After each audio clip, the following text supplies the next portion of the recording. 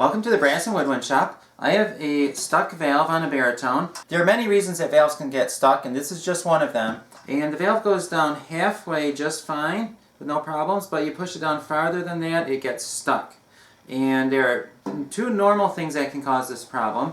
The most common would be a dent in the bottom of the casing. If there's a dent about right here, you push the valve down. Once it hits that point, it can stop. But there's no dent in the casing, so that's probably not the problem. The second likely problem is a bent valve stem, and I'll show you what that looks like. I took the finger button off the valve, and the reason I did that is because I wanted to be able to see better what's going on.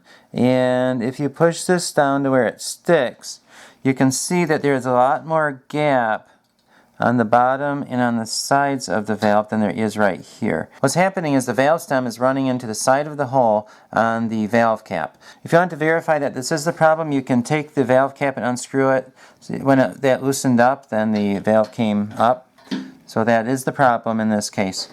The tool I have for fixing this is called a swedging pliers, and it is made for woodwind keys. It tightens the woodwind keys, but I'm going to use it for fixing the baritone. If you do not have a swedging pliers, you can also use a parallel jaw pliers, and that works. Pretty much anything with a smooth surface that won't mar up the valve stem. Before you do any repairs, you need to know which way it's bent. And this valve stem is bent towards the front of the instrument, and you can tell because when you push it down, it runs into the hole right there. If I were to take this and just bend it, it will break. So what I'm going to do is I'm going to hold on to the baritone with the rest of my body.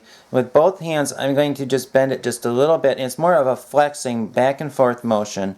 And you don't want to put too much power into it or you will break it. So just do that a few times. And then see what happens. Okay, it's better. If you push that down, you can see that it's almost in the center of the hole, but it is still off a little bit, so I'm going to do it again. And I just need to go a little bit farther. So